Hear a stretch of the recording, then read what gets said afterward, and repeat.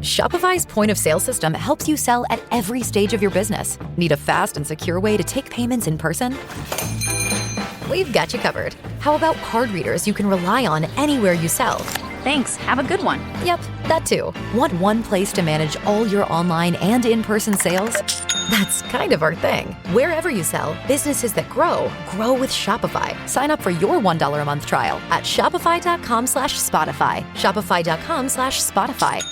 ¿Hablas español? Sprichst du Deutsch? Kann du Norsk? If you used Babbel, you would. Babbel's conversation-based techniques teaches you useful words and phrases to get you speaking quickly about the things you actually talk about in the real world, with lessons handcrafted by over 200 language experts and voiced by real native speakers. Babbel is like having a private tutor in your pocket. Start speaking with Babbel today. Get up to 55% off your Babbel subscription right now at babbel.com/Spotify. Spelled BABBEL.com/Spotify. Rules and restrictions may apply. Support for Ben Franklin's World and the Doing History to the Revolution series comes from the Omohundro Institute and the Great Courses Plus.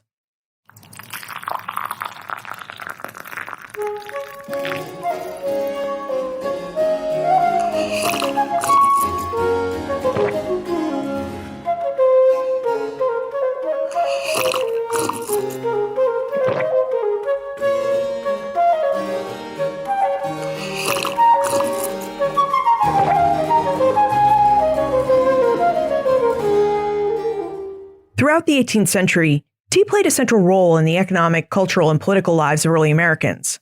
And as a result of its centrality, tea developed a complicated economic and political history. In fact, because of its complicated economic and political history, tea came to play a sizable role in the escalating tensions between Great Britain and her 13 British North American colonies during the 1760s and 1770s. Now, you may recall that in episode 112, the very first episode in the Doing History to the Revolution series, we had a conversation with Mary Beth Norton, the Mary Donlin Alger Professor of American History at Cornell University, who shared with us the story of the Seventh Tea Ship.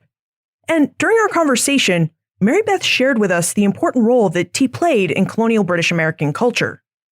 All the contemporary observers said that Americans drank prodigious, that was a word that I picked up from the documents, prodigious amounts of tea, and that all parts of American society at the time were addicted to tea. There's even a wonderful account of a foreign traveler on the frontier seeing Mohawk Indians drinking tea. So everybody seems to have drunk a lot of tea. But there's also a real cultural and social meaning to tea in the 18th century in North America. It's valued for its role in women socializing. I mean, the standard belief at the time was that men socialized in taverns over ale and women socialized over tea in their homes. And so there's a massive amount of literature about the cultural significance of tea parties. As early as the 1720s, people in newspapers are parodying women in tea parties, supervising, having tea very genteelly with their friends, with women and some men, and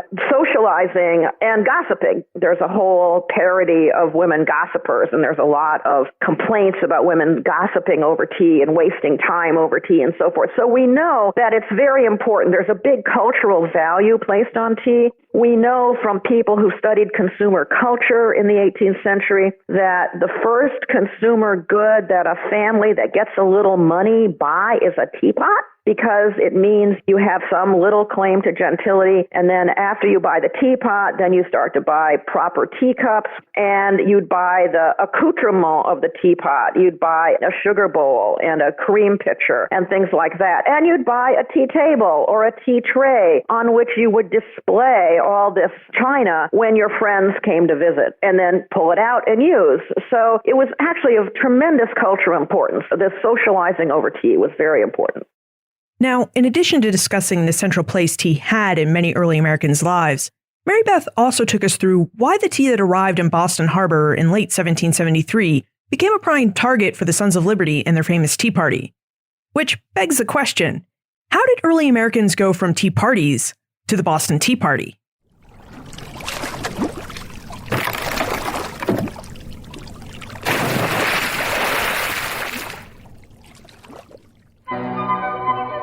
Welcome to Ben Franklin's World, a podcast about early American history with Liz Covart.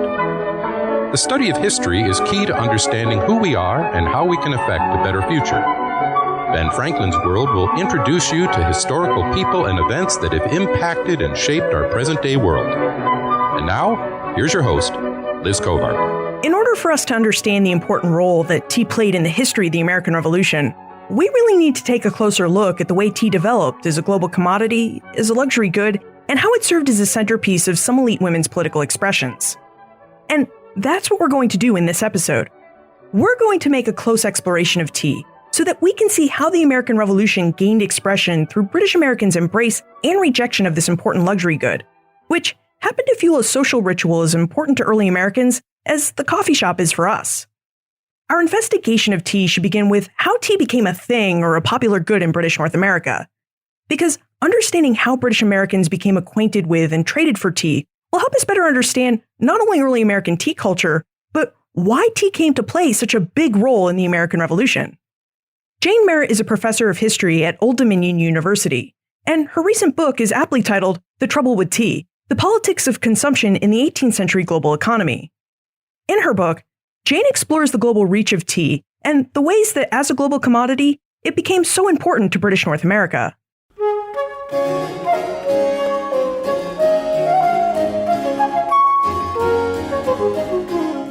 Jane, thank you so much for joining us. We're trying to better understand tea and its role in the American Revolution, and we're curious about how the British trade in tea developed. Would you tell us about the founding of the English East India Company and how it developed its trade in tea?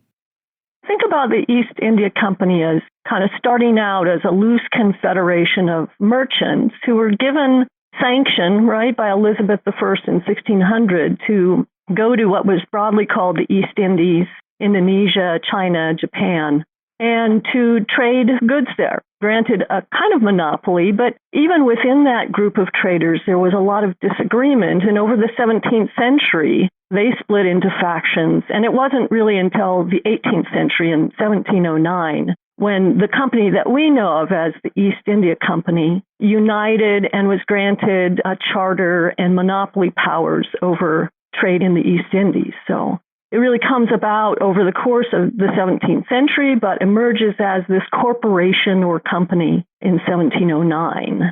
It seems like the English East India Company could have used its charter and monopoly to trade for just about anything in the East Indies. And yet, one of its biggest commodities was tea. So how did the company become involved with the tea trade? Well, tea, in China was something that was light and easy to transport.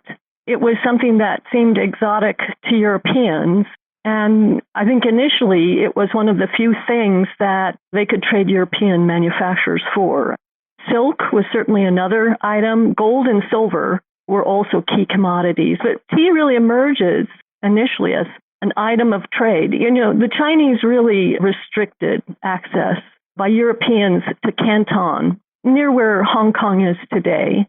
So the English, as well as the Dutch, the French, etc., all had this very narrow window and opportunity to trade with the Chinese.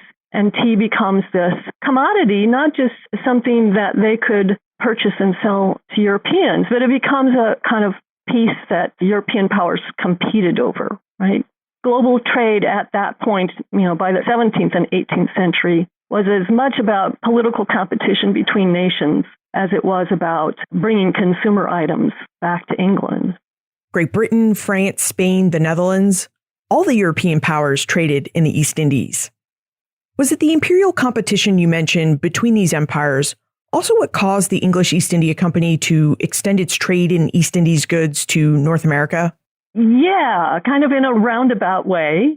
In the 1720s and 30s, when the East India Company is trying to make inroads into the Chinese markets, they are competing with the Dutch, with the French, the Danish, the Swedish. Each of them have these merchant corporations at work in Canton in China. And the thing to do was to corner the market in tea in particular as a way of getting rid of this competition. Right? We don't want the Dutch to get a hold of this green tea, this bohea, which is a black tea. We'll corner the market as much as we can, and we'll oust them from that commercial trade. But, by the 1720s, 1730s, the East India Company finds that it has all this supply of tea on hand, and it hadn't really become a commodity that was widely bought, right? So they have warehouses full of tea by the 1730s without necessarily markets to purchase it all. Therefore, the East India Company, through its merchants in London, turned to North America especially as a place they hope to create a market, right? We hope to create consumers for this good. So how did the company go about creating a market or consumers in North America for all their excess tea? Well, you get a lot of American merchants on board buying it through their wholesalers in London. At this point, East India Company is not able to sell tea or goods directly to North America. They bring it back to London. They put up sale of tea and silks at auction every year. And then British merchants who purchase this are the ones who then retail and sell either wholesale or in lots to American merchants. So through the help of these merchant middlemen in England, they help Americans advertise, right? You start to see the emergence of newspaper advertisements, pamphlets, and flyers that tout East India goods, the nicest silks, the best teas, the highest quality teas are here for you. This new shipment has just arrived. So advertising is part of it. And I think that American merchants themselves start to kind of use this product, right, as well to kind of show people how to drink tea. This wasn't always apparent to people in the 17-teens and 1720s of how to brew and how to consume tea.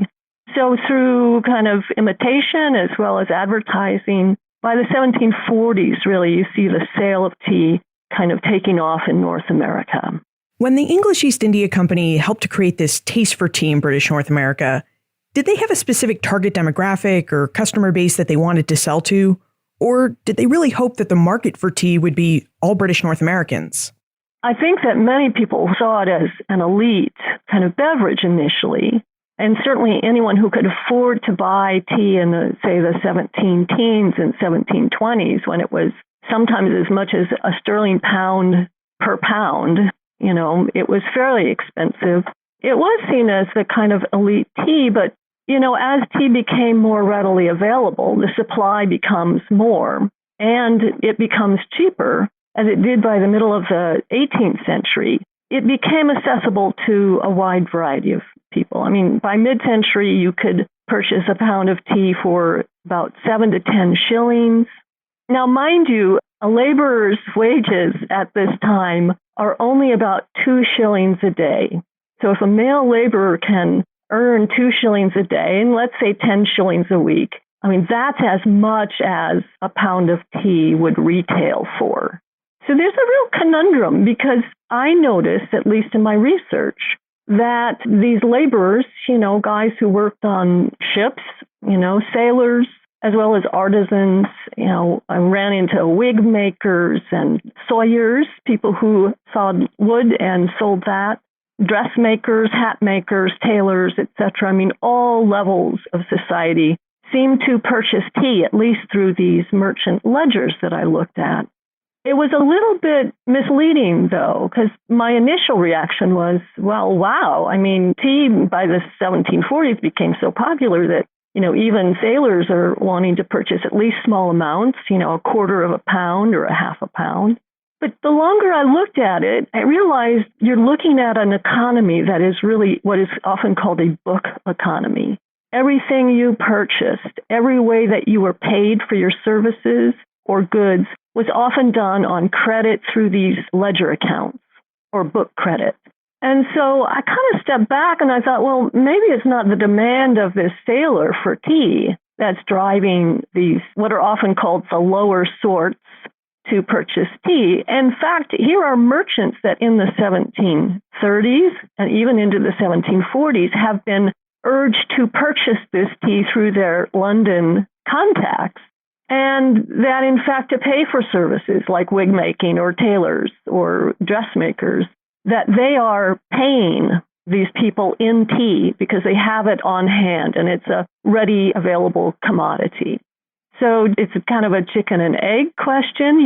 Did the demand for tea come first, or did sort of the distribution, right, and supply of tea come first? And I'm thinking that until the 1740s, it's really this supply, right, this oversupply by the East India Company that trickles down to American merchants, who are then urged through advertising to take this commodity off their hands because they have a lot of excess of it. And through the payment of the other people who work for them or who purchase things from them, do service for them by paying them with tea and little things like sugar or other luxury items, that they're actually habituating these workers to it as a commodity. We've been talking about how tea became popular among British North Americans. And in Jane's book, The Trouble with Tea, Jane describes how tea importation informed part of the so-called consumer revolution. Jane, would you tell us about the British American consumer revolution and specifically about the role tea played in that revolution? It's certainly something that we debate about as cultural historians, as economic historians. But the idea is that, by the 17th century, there is this increased global trade networks to the East Indies, to places like Muscovia and Eastern Europe, into the Mediterranean, and a lot of new exotic goods are being brought back. Things that people didn't have every day. Sugar and chocolate and tea, coffee, silks, and certainly spices from Indonesia. Increased global trade certainly meant that these goods are now more readily available. So, the circulation of goods, the increased number and availability of these goods really are revolutionary in the sense that they're there. But I think that the real revolution comes when the meaning of those goods changes, right? Things that were once seen as luxuries, as items for elite consumption, by the middle of the 18th century are cheaper and are even becoming necessities, right? So the meaning of these goods is changing. Now with tea, for instance, the changing meaning and availability of it gets tied up in these debates over the morality of luxury consumption. Was tea a drug? Many people called it an opiate, a drug of the masses, right? Or was it simply a pleasure? Was it addictive? There were real concerns that this was a substance that would become addictive. Or was it something that invigorated a worker, right? It gave them more energy to be more productive. So in the early 18th century in particular, these debates over the morality and meaning of tea were prevalent. And I have to say that this morality debate is often tied to women and their relationship to tea. Often women were targeted and told that they were idle if they sat around a tea table and drank tea. They were spreading gossip. They were spreading scandal. They were seen as weak, and it was often described as an addictive substance when it was associated with women and their consumption. So it was really, kind of questionable whether this luxury should and could become sort of prolific or ubiquitous in the consumer world. You see that debate, by the way, over the morality of luxuries kind of disappear by the 1760s and 1770s, because by then tea has really become an everyday thing and something that is drunk by everyone and not seen as dangerous in the same sense it is in the 1720s and 30s. Did the morality debate around tea ever discuss smuggling? Because smuggling proved to be so common in the 18th century that some historians have wondered whether or not it was just another description for trade in the Atlantic world. So Jane, would you tell us about smuggling and specifically about tea smuggling? Yeah, you can't really, either for Great Britain itself and Ireland or for North America, really look at tea separate from smuggling. And I was really challenged, I think, to look at both legal sale of tea, which is well recorded, right, through customs records, as well as the East India Company has its own set of records of auctioning and sale of tea. But because North America during certain periods became haven for smuggling, especially between the Dutch and the French and American merchants, you have to take that path in order to understand tea availability at least, and if not consumption. But what I found was that it's really both. American merchants kind of used both avenues, both legal purchase and sale of tea as through the East India Company, as well as smuggling. And it really depended on the place. For instance, New England tended to be kind of, as people complained about, a hotbed of smuggling.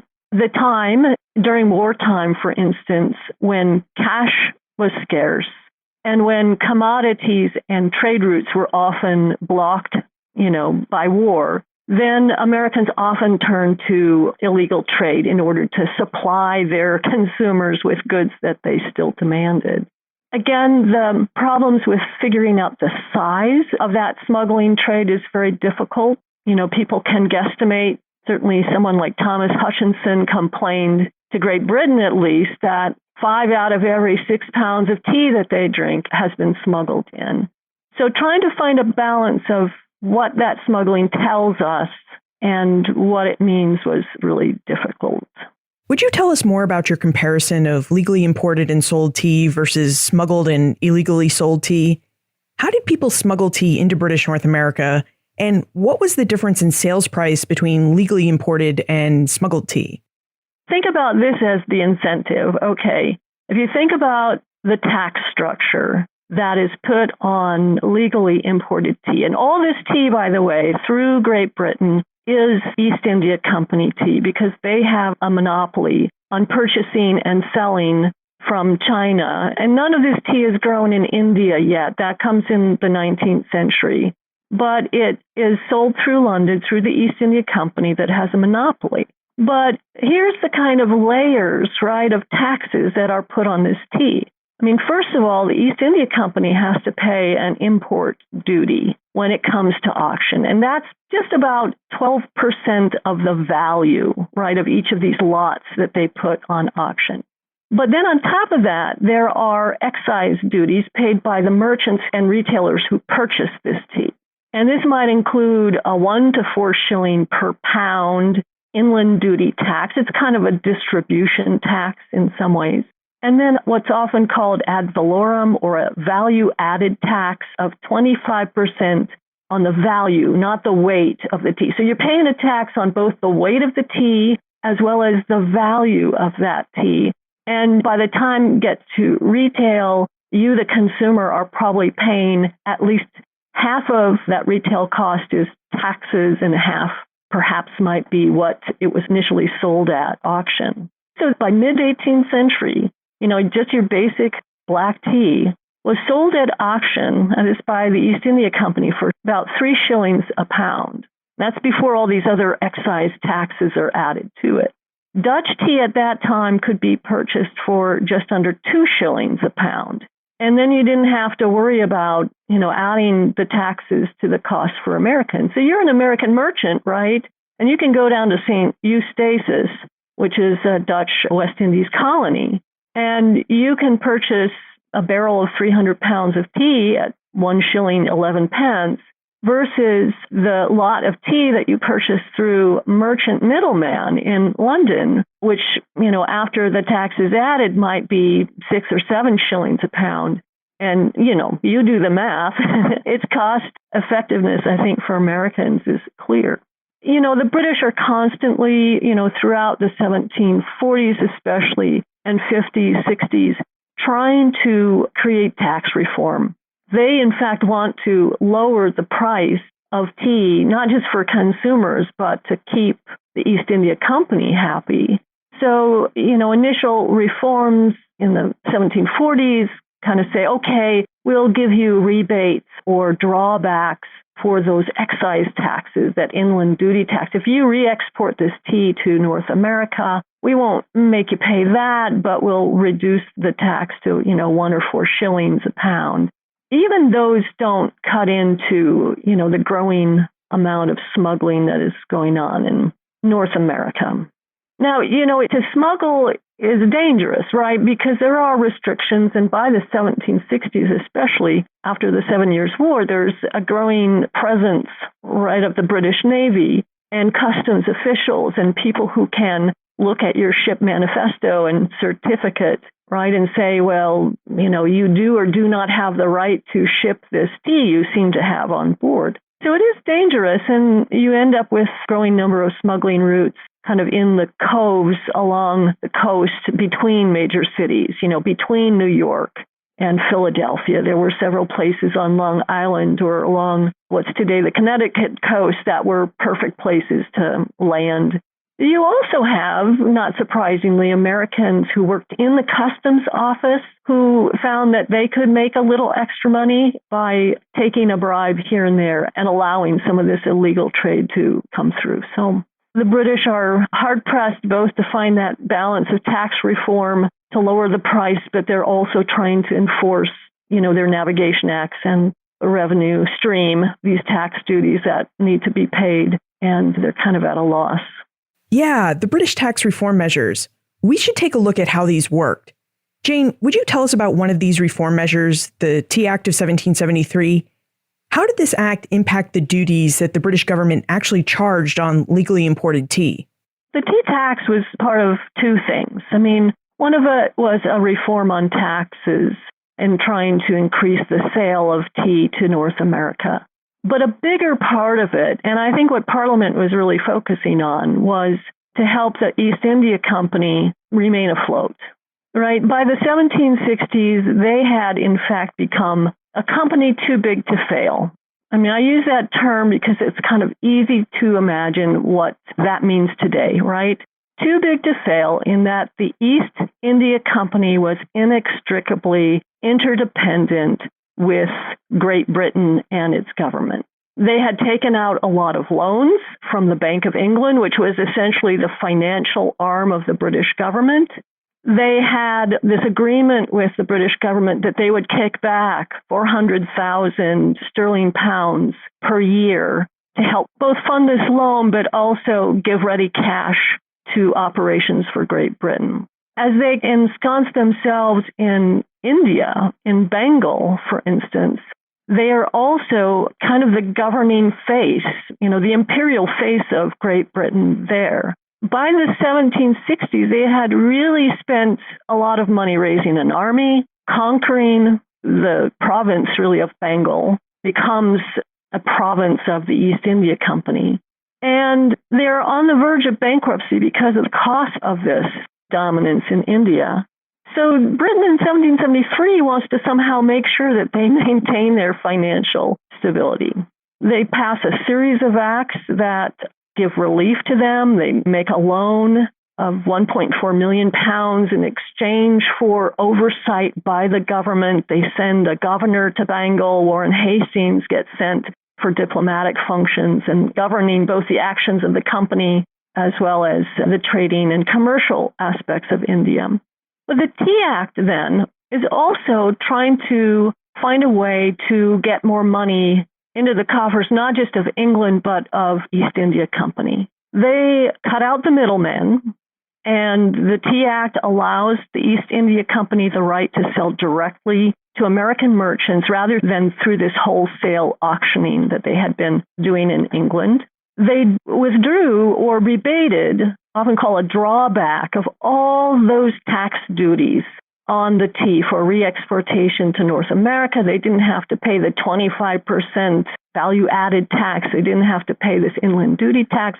They kept one small tax on tea, and that was a 3 penny per pound tax. In the mind, I think, of Parliament in making this deal was that this is going to make tea cheaper for American consumers, certainly cheaper than for British consumers.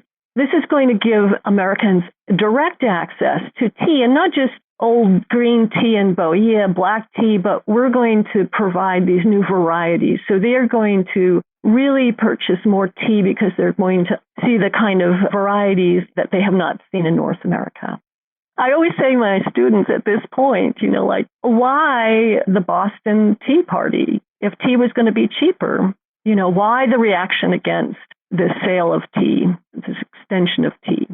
And what's really interesting is that I noticed that activists, patriots in the 1770s, and who are specifically talking out about this Tea Act of 1773 with direct access to American markets, focus not on the tax itself, right? Even though that becomes sort of this symbol, right? That the 3 pennies per pound, 3 pence per pound tax.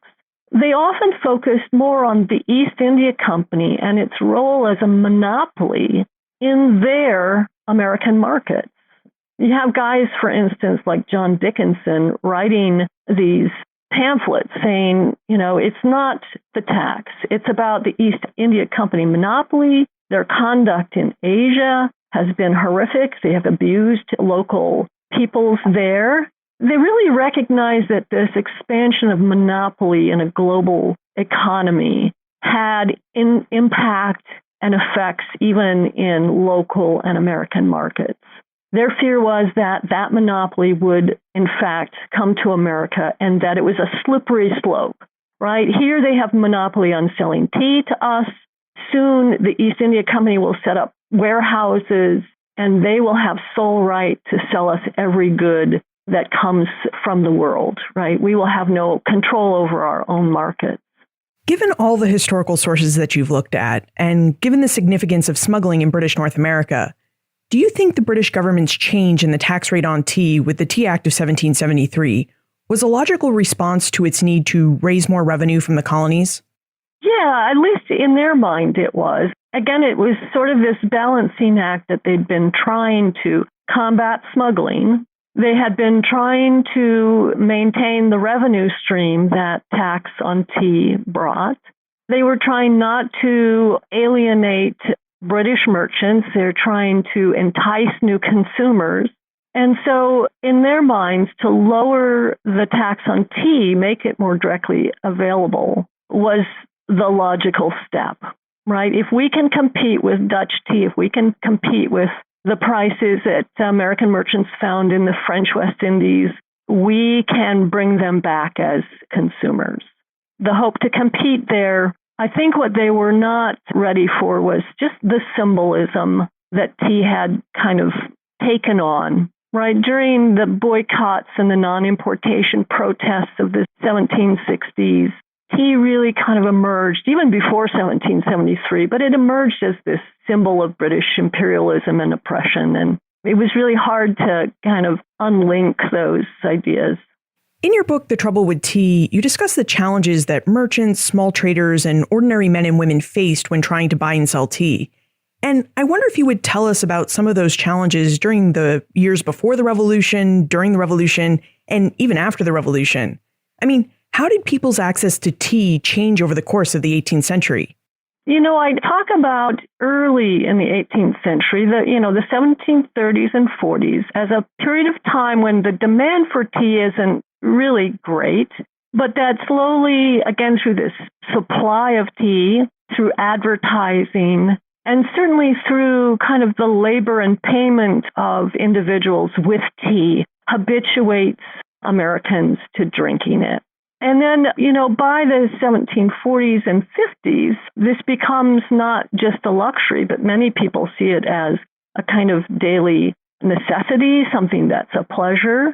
And so before the war, as I guess tea is becoming politicized in the 1760s, in the post-Seven Wars period, the demand for tea is actually pretty steady.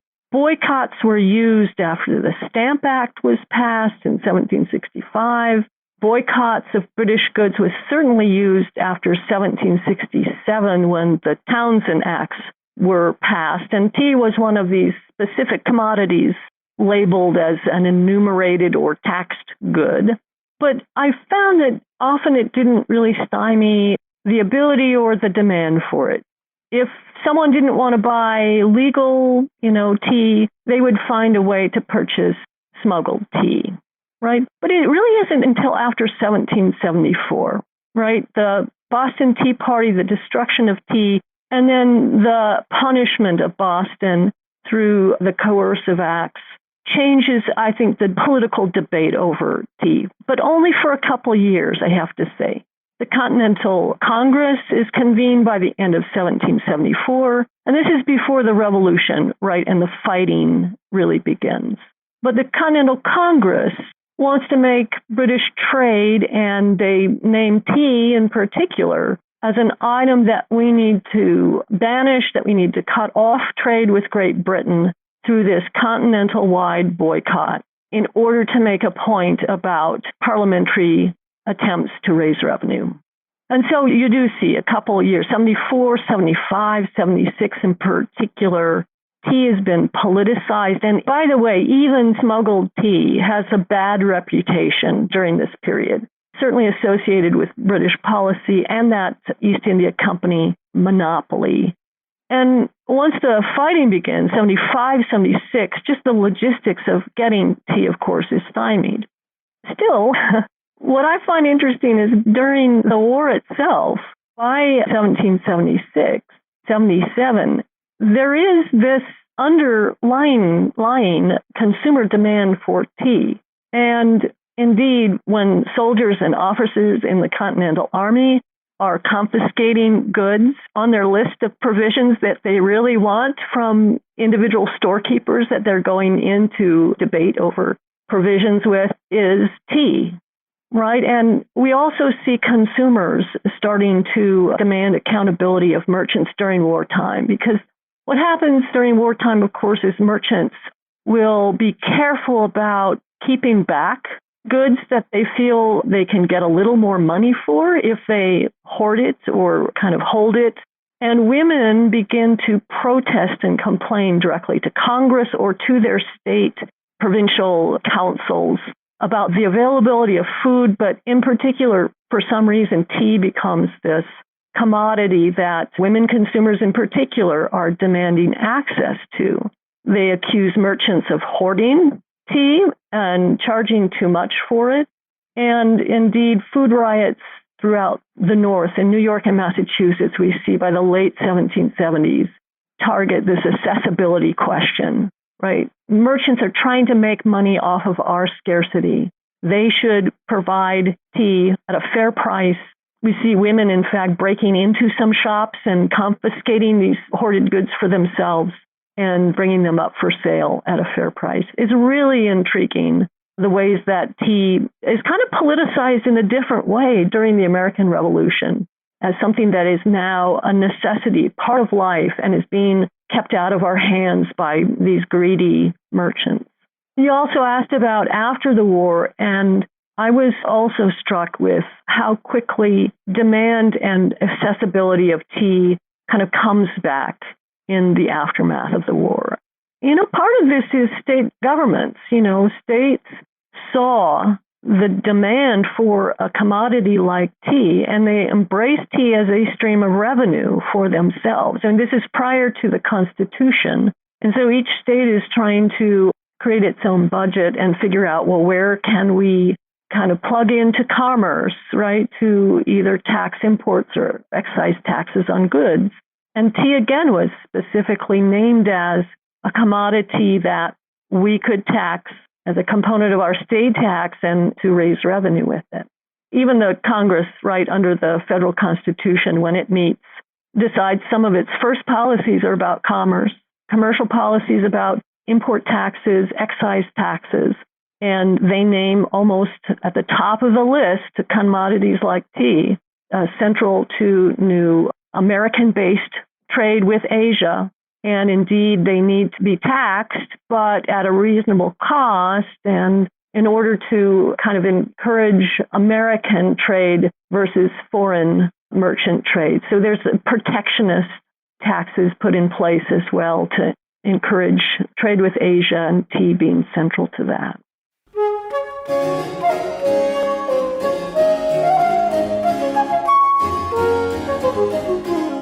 In the 17th and 18th centuries, global trade was as much about political competition between European empires as it was about bringing consumer items back to Europe and to the Americas. In fact, it was imperial competition that helped tea become a thing in British North America. During the 1720s and 1730s, the English East India Company tried to make inroads into Chinese markets by cornering the market on tea. Now, the problem with this business tactic is that while it cleared the market of competition from other foreign trade companies, it also filled English East India Company warehouses with tea when there wasn't really a market for it. So, to dispose of their tons of tea, the English East India Company set to work creating a market for tea in North America. They accomplished this feat both with time and with the help of London wholesalers, who sold the tea to American merchants and then helped those merchants advertise and create local American markets for it. Now, at first, tea proved to be most popular with elite men and women, merchants and wealthy craftsmen who could afford to pay as much as a sterling pound per pound for tea. But over the course of the 1720s and 1730s, merchants assisted with expanding the American market for tea by using tea to pay for local goods and services. This proved to be an ingenious strategy, because by using tea as payment, merchants helped distribute this new commodity far and wide in British North America, so that by the 1740s, the sale of tea took off. Now, whether it was because of its taste, its addictive caffeine, or just the social benefits of participating in the rituals of tea consumption, tea became a very popular trade good. So popular that Americans increased their importation of tea through both legal and extra-legal means from the 1740s onward. Now, we'll never know how much tea early Americans smuggled into British North America, but contemporaries like Thomas Hutchinson of Massachusetts estimated that 5 out of every 6 pounds of tea was smuggled tea.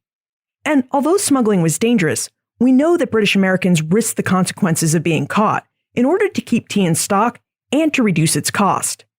Smuggled tea helped transform tea from a highly taxed luxury good into an affordable, everyday commodity by the 1770s. It was the combination of the sheer popularity of tea and the expense of its legal importation that inspired the British government to pass the Tea Act of 1773. Now, as written, the Tea Act promised to drop the price of English East India tea in North America so that it would be even more affordable than smuggled tea. Parliament hoped that this act would spur Americans to import more East India Company tea than smuggled tea, which would also help the government collect and raise more tax revenue. But in reality, Americans balked at the Tea Act. They may have noticed how it would drop the price on tea, but they also noted its additional regulatory provisions. No longer could all merchants sell tea. Now, only properly appointed tea consignees could sell tea. Plus, by undercutting the price of smuggled tea, the Tea Act seemed like it would actually end healthy competition in the marketplace. For many Americans, these regulatory actions promised to bring the English East India Company monopoly to the American marketplace, an act that Americans protested in political tea parties just like the Boston Tea Party on December 16, 1773. But if the Boston Tea Party had not taken place and people had submitted to the Tea Act, would it have created an English East India Company monopoly in British North America? We can't answer that question because history didn't play out that way. What we can do is further explore British American tea culture before the Revolution, because by furthering our understanding of tea culture, we'll be able to better see just how much tea came to influence local American economies, as well as the market for other globally traded goods. Now, since the politics of tea influenced so many different aspects of the early American economy, we should look at just one of the goods that tea created a market for. And as tea was a globally traded commodity, I think we should look at the market it created for another globally traded commodity. How about mahogany? Mahogany proved to be central to tea consumption, and like tea, it couldn't be acquired on the North American continent. We should speak with Jennifer Anderson, who's an expert on the early American mahogany trade. Jennifer has an extensive background as a museum curator and exhibit developer. Presently, she's an associate professor of history at Stony Brook University, and she's also the author of the book Mahogany: The Costs of Luxury in Early America. But before we get Jennifer to take us through the mahogany trade and its connection with British American tea culture, we should talk about the sponsor for our broader exploration of the politics of tea, and that would be the Great Courses Plus. You know I love history, and I know you love it too. I mean, that's why we come together each week to explore what happened in Ben Franklin's world. And just like you, I have an insatiable thirst for acquiring knowledge about history, which is why I'm excited to announce that the Great Courses Plus is offering you a free month of membership to all of its on-demand video courses. When you visit thegreatcoursesplus.com/bfworld, you'll find that the Great Courses Plus is your portal to dozens of courses about history, each with their own expert guide. And that your free month of membership includes unlimited access to thousands of fascinating 30-minute long videos, or just their audio tracks if you prefer, that you can stream, download, and watch all on your own schedule and on all your favorite mobile devices and even your internet-connected television. Now, one course you might really enjoy is one the Great Courses Plus partnered with the Smithsonian to make. It's called America's Founding Fathers. Within this course, you'll find a video titled Ben Franklin's Leather Apron, where Professor Alan Gelzo discusses the life of the namesake of this podcast, Benjamin Franklin. So if you're curious about the many roles Franklin played over the course of his long lifetime, say as an independent printer, public gentleman, nobleman of nature, and a tradesman who was actually quite skeptical of the wealthy and powerful, you should check out the Great Courses Plus course on America's Founding Fathers, which you can do for free during your 1-month trial. Visit thegreatcoursesplus.com/bfworld to discover more about Ben Franklin, as well as thousands of other topics. Remember, the Great Courses Plus is giving you unlimited membership to all of their courses for free for 1 month. So visit thegreatcoursesplus.com/bfworld to claim your free month today.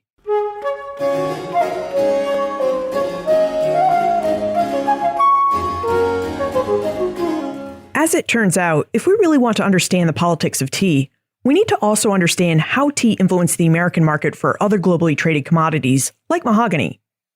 Jennifer, your research investigates the big history of mahogany and the way it became an important resource for highly skilled carpenters who made expensive furniture. So, would you tell us about the development of the mahogany trade? In the 17th century, we see the very early beginnings of a trade in tropical hardwoods as Europeans venture into the Caribbean and then later into Central America and find an abundance of new and quite novel timber resources, which they were having in short supply back in Europe. But it takes a while for that initial appreciation to translate into a larger consumer market, simply because these beautiful trees like mahogany and lignum vitae and other things that were native to the neotropical zones of the so-called New World were deep in the forest, difficult to extricate, and very labor-intensive to extract. So you really see the beginnings of a more concerted effort to extract that and to develop a logging industry on the islands of the West Indies, so places like Jamaica and the Bahamas. And it comes in conjunction with a larger economic incentive to clear the land of the trees, which was to grow sugar, which I think most people are probably familiar with, as was sort of the main impetus of colonization in the West Indies.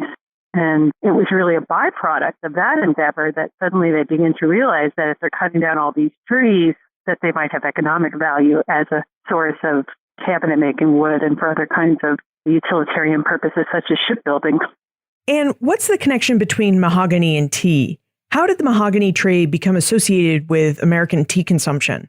Well, that's a kind of fluky convergence, that these new, rather novel and exotic commodities are being introduced to Europeans and later to colonial Americans as well at around the same time, so end of the 17th century, beginning of the 18th century. And as tea consumption is introduced, it comes along with a whole set of accessories, accoutrements, as well as various kinds of rituals. So it was something special and regarded as having a context within which one would do tea drinking, which I often think when we grab a Lipton's tea bag and throw it in the trash a few minutes later, we don't regard this commodity with the same kind of specialness and ritual that people did when it was still a novelty. And so tea was expensive and you would buy it in small quantities. And one of the things that people needed was a place to store it. So they would make or have made for them these beautiful small boxes that had a lock and key to store the tea. And in addition, they developed a new form of furniture called a tea table, which was reserved for the serving of this special drink with porcelain and sugar and all, silver teaspoons. And it was meant to be a social occasion that people would gather around the tea table. And then there were other items as well made out of mahogany wood, such as kettle stands. But the tea table really was the most prominent one. And it's kind of interesting to think about that it's the ancestor, if you will, of today's coffee table, which people think of pretty ubiquitously. It's, something you have in front of your sofa, you put your feet on it, and it's convenient, but we don't think of it in connection with coffee per se, but that goes back to its predecessor at the tea table, which again was a much more formal piece of furniture. You never put your feet on the tea table. It was used for the serving of tea and then placed back into its spot out of the way to be reserved for that special purpose. American tea consumption and the social ritual around it created a need for accessories, like high-end furniture made from tropical woods like mahogany, and for complementary additives like sugar. Now, like many of the major commodities of the era, mahogany and sugar both depended on the labor of enslaved people. Jennifer, would you tell us about the mahogany trade's dependence on the labor of enslaved people? One of the challenges, as I mentioned before, was extracting this timber because these trees, especially in the first blush of mahogany harvesting, they tended to be quite massive trees, often virgin timber coming out of areas that hadn't been intensively logged before. And so it was quite a large undertaking to cut the trees down and to drag them to some kind of a water artery where they could be floated downstream and then loaded onto ships headed back to Europe. So because this begins sort of as an adjunct to sugar cultivation, which also relied on enslaved labor, it became the practice of landowners that they would bring in initially their own slaves, and then later there were people who specialized in logging who would bring in teams of experienced loggers, but they were drawn from the slave markets in Jamaica and other places in the Caribbean and later in Central America. And the interesting thing is that in many ways, just like logging today is still one of the more dangerous occupations, it was extremely difficult and arduous labor. But at the same time, it was in some ways preferable to the kind of labor that people were doing on sugar plantations. And one of the key characteristics of the enslaved workers, for example, in Belize, which is one of the places that I've studied and where a lot of early mahogany was being extracted, the enslaved loggers would be sent into the forest, often just on their own recognizance, to find the trees and bring them out. And so they kind of become quite valuable and important because of their knowledge and skill, which gives them a little bit of negotiating power with their masters in ways that slaves on sugar plantations didn't often have. Now, earlier you mentioned that as enslaved people were clearing trees from the West Indies to make room for sugar plantations, the lumber began to pile up. And with all this timber laying around, planters started to really hope that the trees might produce some sort of economic value. And it seems from your book Mahogany that British Americans actually made this hope a reality, in that they saw tremendous economic value in the mahogany trees and actually became quite obsessed with mahogany wood. Why was this? Would you tell us why mahogany became a coveted, fashionable commodity in British North America? Well, it's really interesting, and it comes down to the material qualities of the timber itself. And this was true for consumers back in Europe, but in colonial North America as well. And if you know anything about the early export trade from the North American colonies, one of the main things that they had to sell was American timber, pine and oaks and other kinds of trees that grew in the north. But these tropical hardwoods, and mahogany in particular, had qualities of wood that were different in character than the ones that they had available.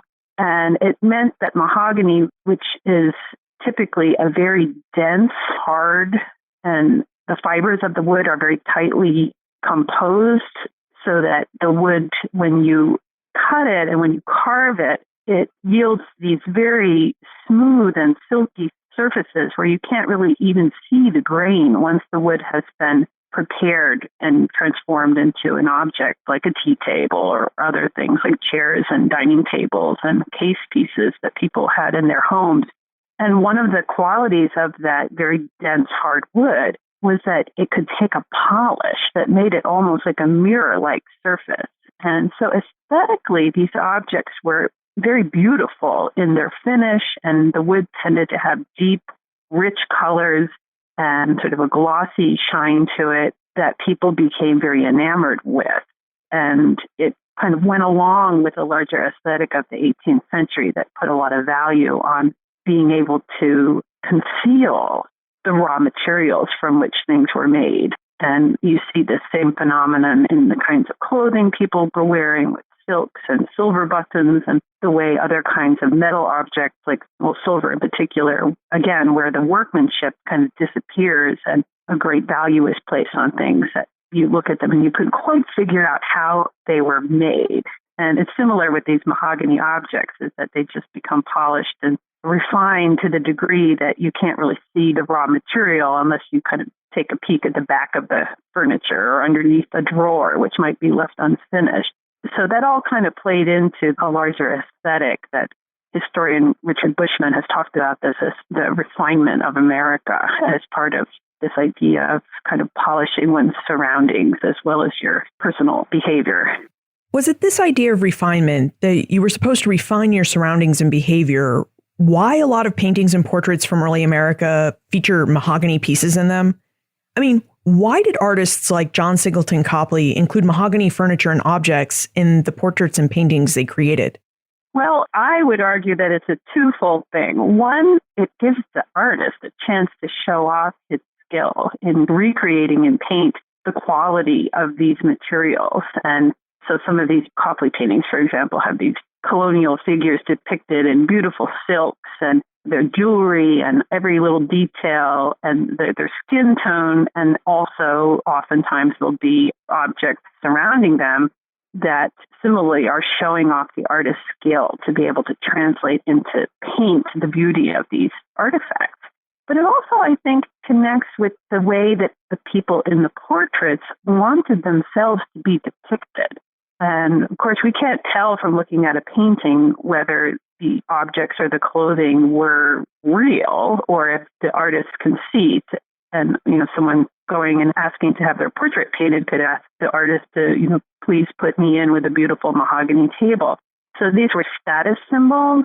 But I was able to document a number of instances where people actually had their portrait painted with a specific piece of furniture that they owned. And again, I think that kind of connects back with the sense of status and prestige that ownership of these kind of objects had for people who acquired them in the 18th century.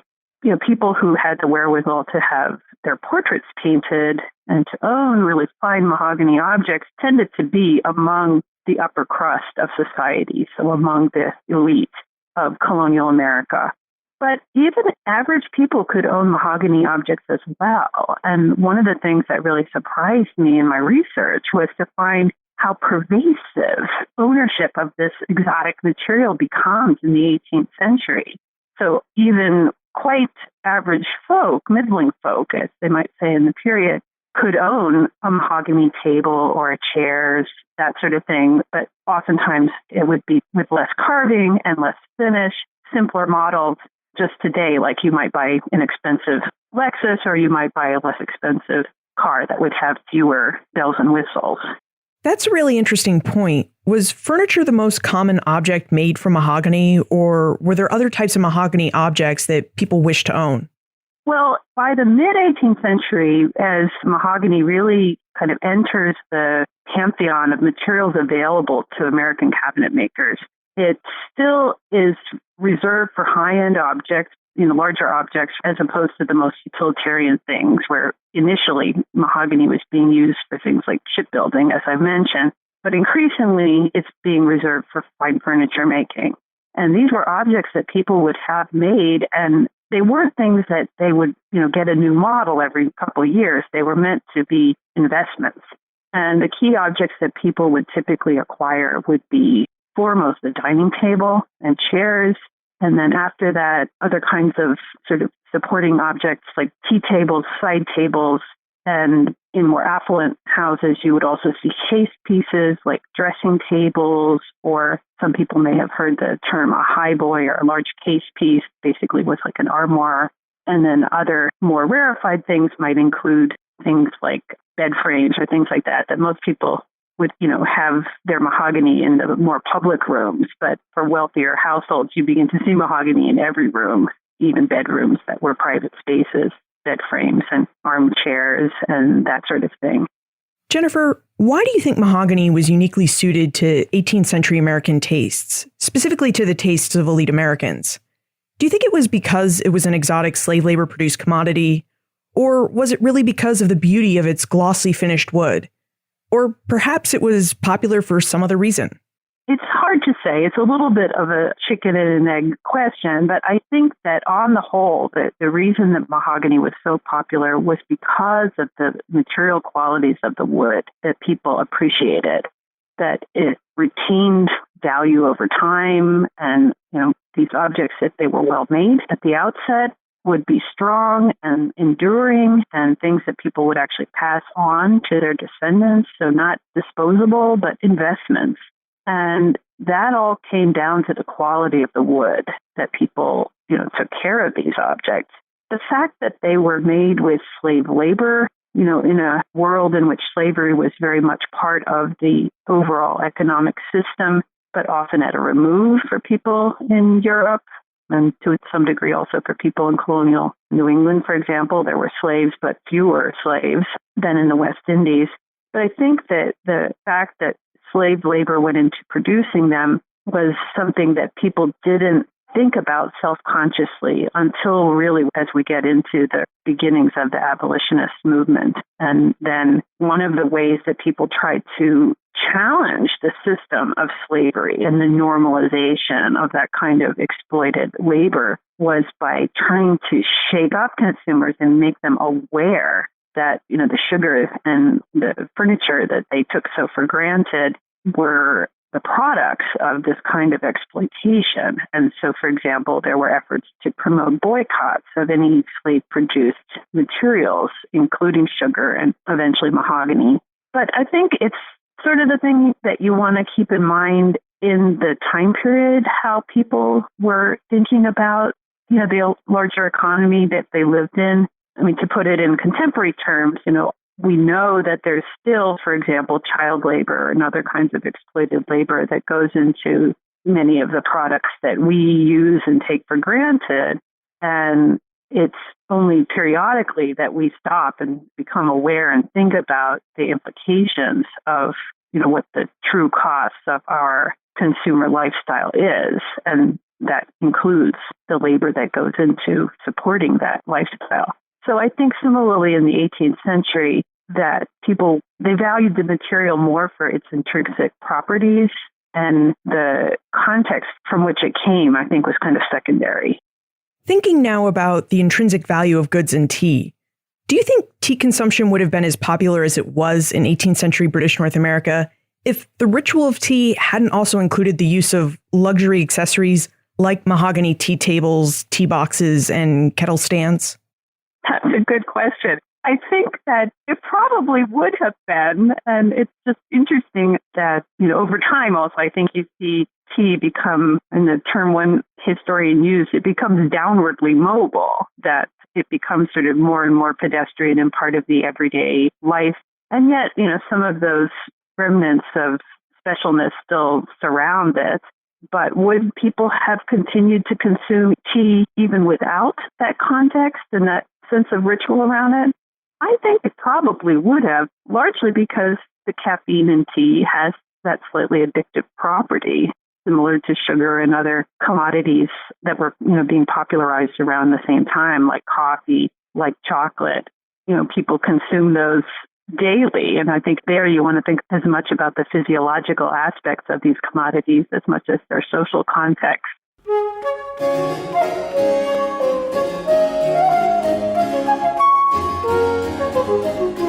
Tea and mahogany largely went hand in hand. In fact, both commodities came into the American marketplace at roughly the same time, at the end of the 17th century, beginning of the 18th century. And the popularity of tea drove the popularity of mahogany. Tea was expensive at first, and when you have something that's rare, it's only natural that you'd want to show it off and protect it. This is in part how the ritual of tea consumption came to develop a whole set of accessories around it. People who could afford tea wanted attractive accessories that would help call attention to the fact that they had tea. So the American marketplace came to be filled with goods like teacups, teapots, silver spoons, and mahogany tea tables, kettle stands, and storage boxes. In fact, the material qualities of mahogany proved really well suited to the refinement and initial high cost of tea. The tight fibers of mahogany wood meant that it could be carved and polished into a silky smooth surface with a mirror-like finish. And it was this refined material quality that meant that, just like tea, not everyone could afford to purchase mahogany goods at first. Of course, just like tea, the price of mahogany dropped as its availability increased. As enslaved people cleared ever more Caribbean lands to make way for sugar plantations, another commodity connected with tea, the price of mahogany came down enough that cabinet makers could afford to offer simpler, less intricate versions of mahogany tea tables, kettle stands, and storage boxes to a wider variety of early Americans. Looking at how tea helped drive the market for mahogany makes it easier to see how the politics of tea influenced the American marketplace. But it still doesn't really give us a good idea of just how the politics of tea pervaded early Americans' cultural lives, or how tea came to be a political symbol of the American Revolution. To better understand these aspects of the politics of tea, we need to speak with David Shields, the Carolina Distinguished Professor at the University of South Carolina, and an award-winning scholar who has published on early American literature and culture and on Southern foodways. His most recent book, The Culinarians, explores the first 100-plus years of America's celebrity chefs. But for our purposes today, David's expertise as a historian of food, foodways, and the ways in which tea served as a central feature of political conversation during the era of the American Revolution is especially important.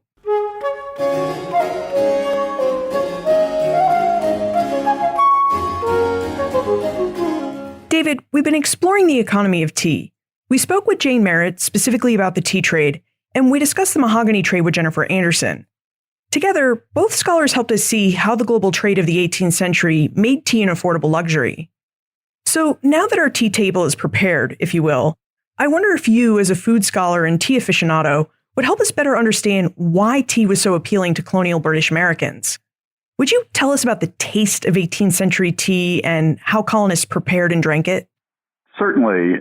It took the English-speaking world a while to understand how tea would be prepared. When the first tea showed up in London in the 1650s, there were no instructions about how to prepare it. So in Garraway's coffee house, where legend has it, it was first offered as a commercial beverage, they actually boiled the tea leaves in water for an hour and left it in a cask for several weeks, and then would tap it and have this liquid that you would heat in a mug in front of the fire.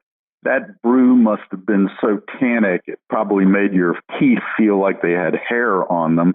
And it wasn't until, Catherine of Portugal, King Charles II's spouse, instructed the women of the court how to drink tea that people actually knew how to prepare it.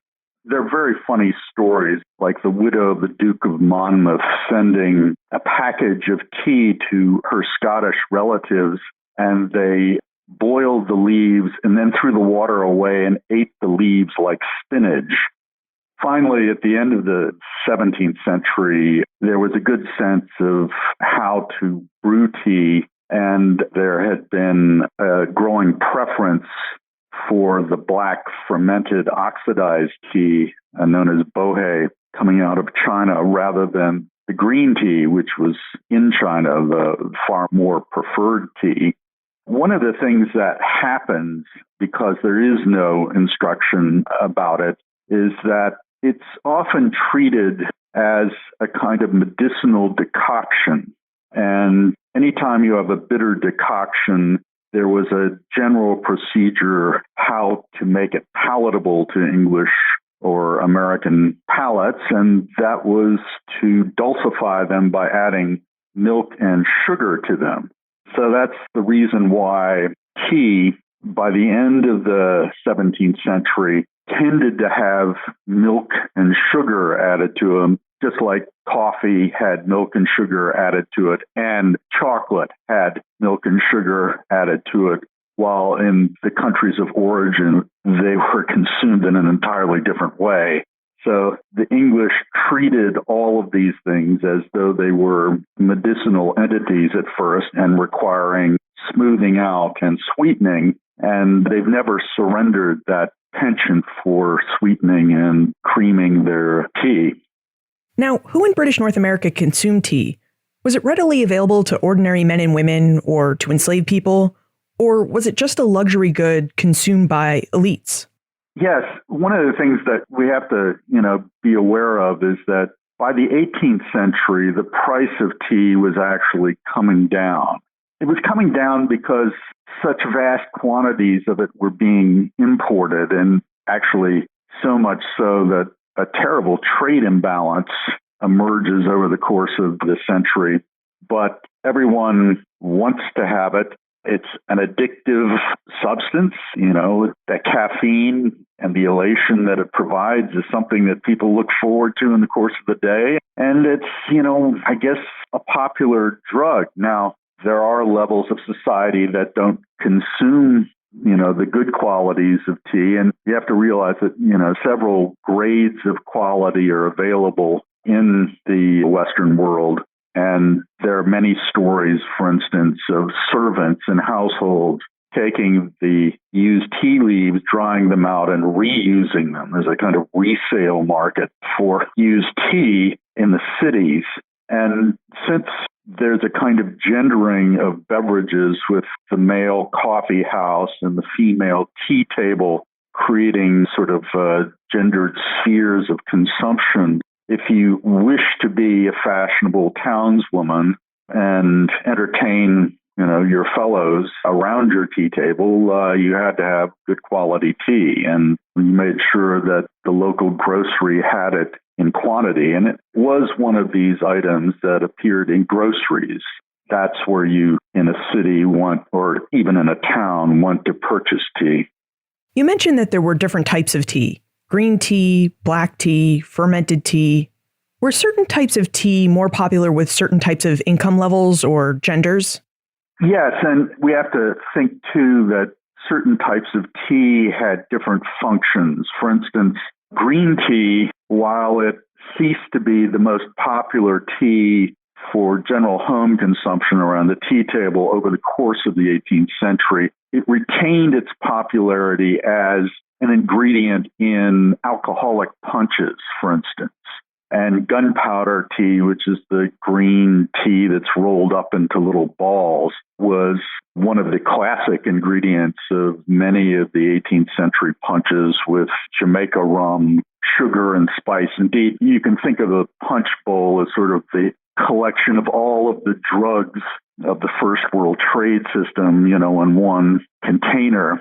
And there's even a theory that iced tea in the 19th century was caused when someone who was a punch addict got converted by the temperance movement and swore off alcohol, but couldn't swear off all of the other ingredients of the punch bowl. And so just left the tea, the sugar, and, a bit of the spice left, and iced tea comes into being. I'd like for us to explore the tea table a bit. How did Americans set their tables, and why was the physical table and all the equipment or accessories that went with tea so important to the ritual around drinking tea? Every type of consumption around the meal, or even, drinking alcoholic beverages in taverns, has its equipment. And there's also a set of performances that are associated with that equipment.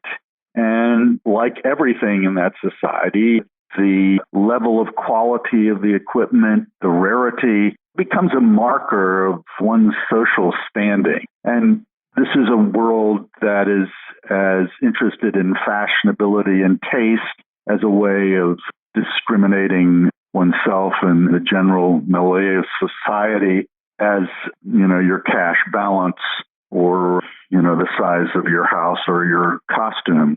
And one of the things which is interesting is that China, of course, produces teapots and teacups, but in the Western world, there are elements that Westerners decide have to be there that were never there in terms of the Chinese world. For instance, the slop bowl, where you put the dregs of your cold tea cups. This was a necessary piece of equipment in your China collection, but it was something that was invented in Europe and not in China. The Chinese cups had no handles on them and had a more pronounced foot and a lip, and you held the cup, with your thumb on the lip and your fingers underneath the foot, and they were sufficiently insulated so it wouldn't burn. But I guess Westerners did not get instructions on how to hold teacups and found the handleless cylindrical teacups too hot to hold. So they invent handles for their cups. And The decorations, of course, they become either conventionalized Chinese in terms of export porcelain, or sometimes Westerners dictate what they would like to see on the tea cups or the tea caddy, where the actual tea leaves are kept, or on the slop bowl, and would send instructions through Canton to the teaware factories in order to have something made up to the local taste. Wow. If we really look at tea consumption and the different rituals around it, we can really see how Europeans and Americans adapted a bit of Chinese culture to fit their own cultural standards and norms. Yeah, there's some things that we have to think about in conjunction with this. One is that, the general ignorance of the Chinese language is so universal that the literature, which is extraordinarily rich, we even have, a Chinese imperial treatise on the water to be used in tea, none of that gets brought over. Indeed, I think the first Chinese book to be translated into English is a book of laws, and it dates from the early 19th century. So we have this problem of, most of our ideas of what is happening in terms of Chinese tea. The instructions from the Chinese are generally lost, and it's only by observing the actual processes of Chinese tea consumption or the processing of tea. And one of the things that we have to remember is that the Chinese restricted access to central China. So you could only go through Canton to see what was happening. And it isn't until the 1840s when Robert Conquest, the English adventurer, disguises himself as a Chinese official and has bribed Chinese people take him into the tea regions to see how it's actually processed. And he secures the plants that will be used to create the English tea plantations in Darjeeling in India. So we have a situation where there is profound ignorance, and in the space of not knowing, Westerners project a lot of things, and they create their own sort of material world around tea. So if we were to attend an 18th century British American tea party, who would we find gathered around the table, and what would we talk about? Well, that's an interesting question. I mean, we have glimpses of tea tables beginning in about the 17 teens in Boston. And they're townswomen, often the wives of tradesmen and merchants. These are the people that set fashion. They're the people that get complained about for dressing up too much when they attend church. And they're taking a lot of their cues from the metropole, how women are behaving in the large cities of Britain. And there is a literature that gets generated by tea table women beginning in the 1690s. And some of this floats across the Atlantic. So people know that gossip is the sort of thing that goes around tea tables, just like the male world of the coffee house had news as its particular reigning discourse. The tea table had its own version of news about the social world. And the tea tables in time began to adjudicate, all sorts of things about how society operates. If you're a young male stranger in the town, will you be invited into households or not? What are your manners? And tea tables are particularly evident in New York City, in Charleston. We even have 18th century indications of the workings of tea tables in Alexandria and Lancaster, Pennsylvania. So it's a world of women's social assertion that replicates itself anywhere there's a town. It is definitely an urbane set of manners and folkways. It's striking to me from your description just how feminine the tea tables seem to be. It seems like tea parties were really occasions for women to gather, not men. Which makes me wonder, did women ever invite men to tea parties? And did men even consume tea, or was it purely a woman's drink? Men did consume tea, and they tended to consume tea at home. The mistress of the household much more frequently served tea in the household than they did coffee. Now, there are several things to think about in terms of that gendering. Women were not generally allowed in coffee houses. They could enter into taverns. So the rise of a tea house is something which tends to happen at the end of the 18th century in America. And the first purpose-built sort of tea houses in America date from like the 18 teens. I think there's one in Philadelphia and there's one in Charleston. So you have a public commercial tea place that gentlemen can go to, but the coffee house is definitely the predominant male institution. But when a man is at home and the woman of the household is preparing the meals, it's usually tea, which is the caffeinated beverage which gets served within the household. We know that when men went to the coffee house, they typically gathered to talk about business and politics. David, did women also talk about politics around their version of the coffee house, their tea tables? It seems like, especially around the time of the Revolution, politics must have been a very difficult topic to avoid. And yet, politics is not something we associate with 18th century women. Yes, women could talk about anything they wished. And one of the things which is kind of interesting is that just like the coffee house develops into groups of specialist interest where you had, people who were interested in botany or people interested in mathematics congregating in certain coffee houses, you had tea tables that had particular women with, for instance, scientific or botanical interests emerge. There's an interesting set of papers from Scotland of what appear to be proceedings and findings of a group of Scottish tea ladies who were interested in scientific inquiry. And similar things existed more toward the 1740s in America than earlier, but there are people who have particular interests.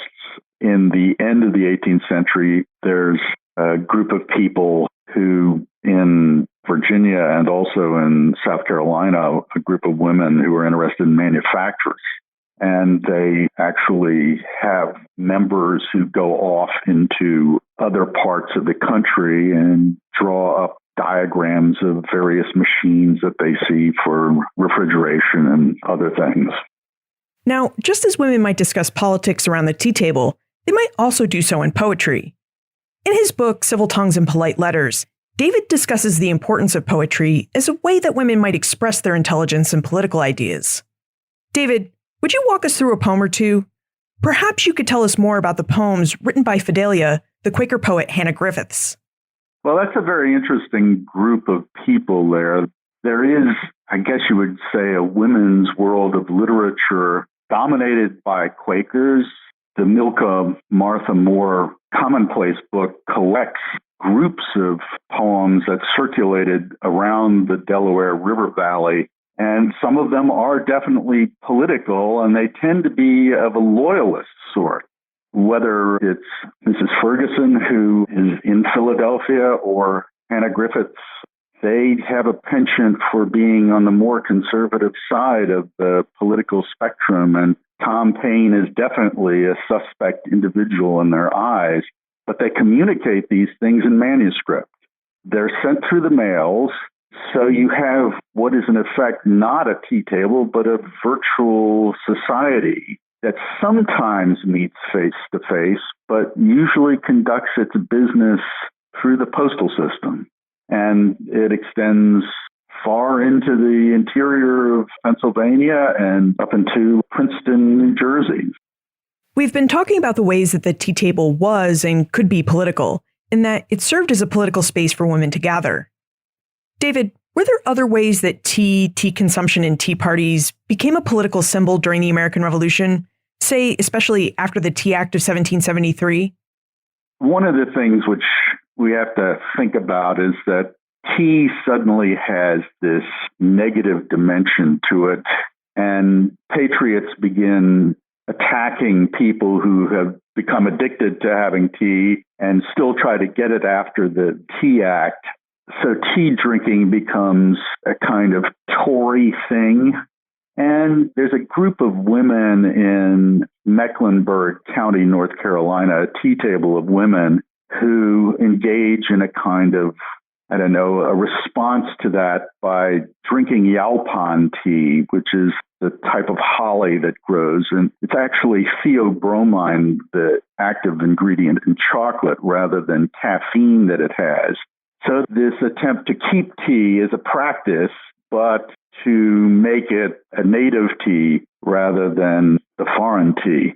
And the Tea Act is kind of interesting, too, because that action in 1773, to preserve the East India Company's monopoly, arises because there's so much smuggling of Dutch tea going on in America that the predominance of tea being drunk in the tea tables is not coming through English carriers, which is, in direct violation of the spirit of mercantilism. So they want to enforce it and keep this British concern viable. And of course, they ignite a firestorm. Like tea, coffee has its own history as a global commodity. In fact, it seemed to be the drink of choice in the early 17th century, especially in Amsterdam, where merchants met in coffee houses to share news and conduct business. Which makes me wonder, hypothetically, what if 18th century British Americans had preferred coffee to tea? How would a preference for coffee have changed early American society, culture, economics, and even politics? It's an interesting question, particularly, considering that in the 18th century, I believe late in the 18th century, that coffee begins to be grown in the West Indies.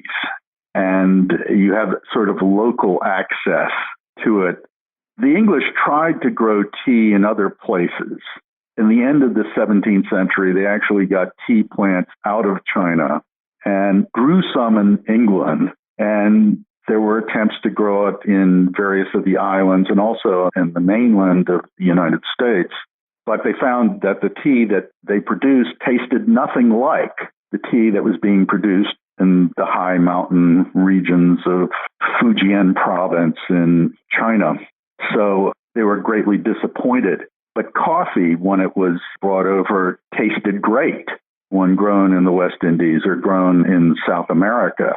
So having a local source within the empire would have been an interesting way around the problem of having to get tea shipped all the way around the world, which, makes you depend upon those English carriers. The rise of the clipper ships in the end of the 18th century in America is a response to the fact that, no longer do English carriers have to do the tea anymore. We can go direct. And if you want green tea, you want it fresh because it will go stale pretty quickly. You want it as fast as possible. But coffee is a beverage that remains so important that in the 19th century, it actually eclipses tea in American consumption among women.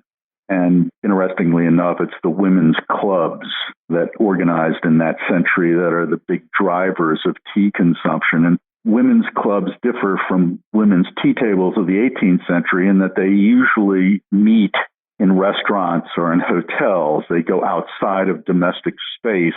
So it's no longer a right of showing off your fashionable china collection and the excellence of your tea. What you do is go out and enjoy sociability and conversation with your fellow women in a cosmopolitan setting.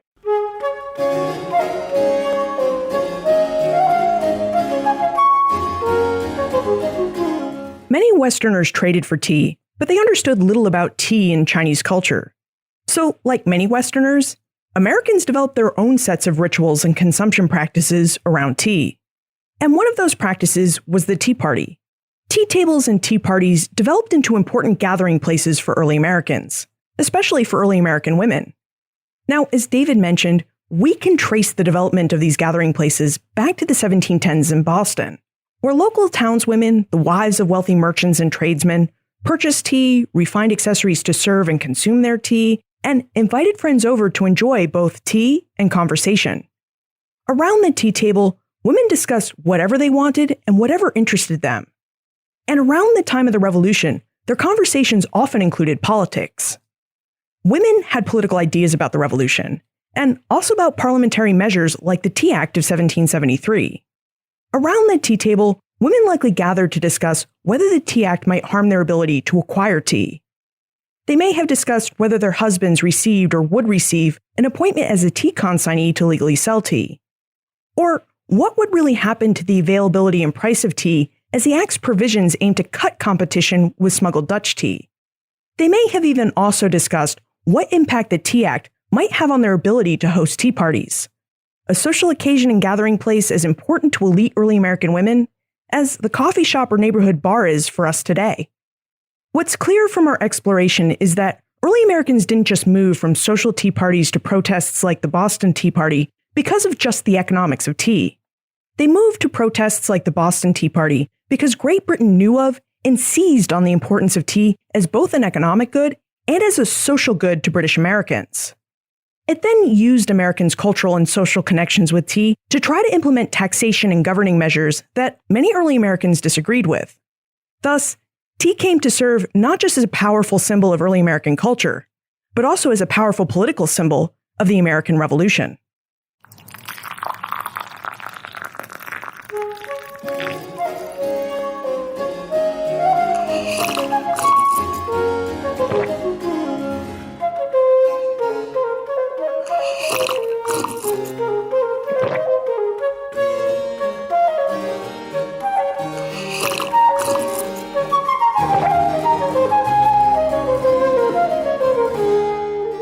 For more information about our guests, their books, and notes for what we talked about today, visit the show notes page, benfranklinsworld.com/160. This episode had a co-producer, Karen Wolf, who you may remember as our guest historian from episode 114. Karen, thank you so much for sharing your knowledge with us and for your help with putting this episode together. This episode also had two great sponsors, the Omohundro Institute and the Great Courses Plus. Don't forget to visit thegreatcoursesplus.com/bfworld to start your free 1-month unlimited trial of the Great Courses Plus today. Finally, are you surprised by the way that tea became and served as a political symbol of the American Revolution? I'd love to know why or why not. So send me your thoughts. Liz at benfranklinsworld.com, tweet me at Liz Covart, or post a comment in our listener community on Facebook. And remember, never leave till tomorrow that which you can do today. Are you interested in the parts of history that remain a mystery? Do you want to learn more about the historical myths and misconceptions used to prop up false belief today?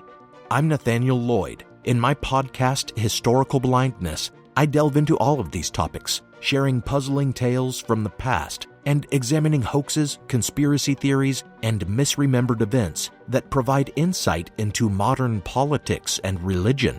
New episodes every 2 weeks. Find Historical Blindness on most podcast players and platforms. As a longtime foreign correspondent, I've worked in lots of places, but nowhere as important to the world as China. I'm Jane Perlez, former Beijing bureau chief for the New York Times. In our third season of Face Off, the US versus China, we'll explore some of the biggest issues dividing these global powers today. Trump and Xi Jinping, AI, China's growing military might, and also robots. New episodes of Face Off are available now, wherever you get your podcasts.